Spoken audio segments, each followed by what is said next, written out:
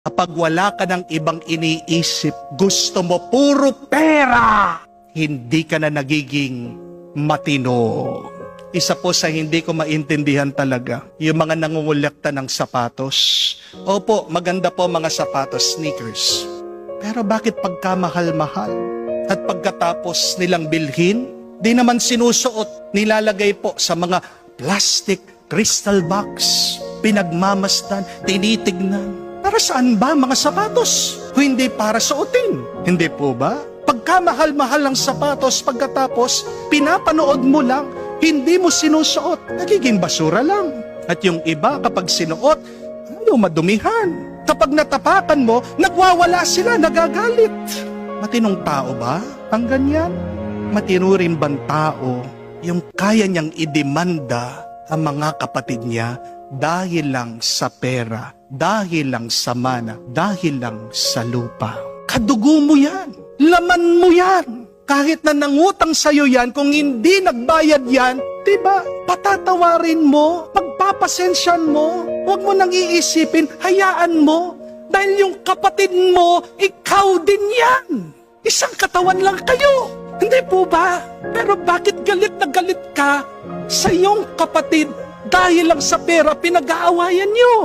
Di po ba malungkot na kwento yan? Kaya mo bang matiis na ikaw, napakaginhawa ng iyong buhay, nagdurusang iyong kapatid? Hindi matinong tao yung kaya niyang matiis na maghirap yung kanyang kapatid. Di po ba?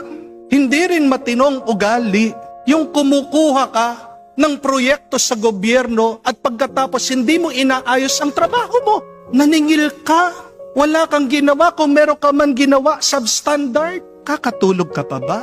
Habang ang sarap ng iyong kalagayan, ang daming mga taong lubog sa baha, merong ibang namatay, merong iba hindi makauwi sa kanilang mga tahanan. Kapag natitiis mo na kumuha ng pera na hindi mo pinagpaguran, kapag wala kang konsensya sa paghihirap ng ibang tao, hindi lang may problema ang iyong pag-iisip, kundi may problema ang iyong kaluluwa.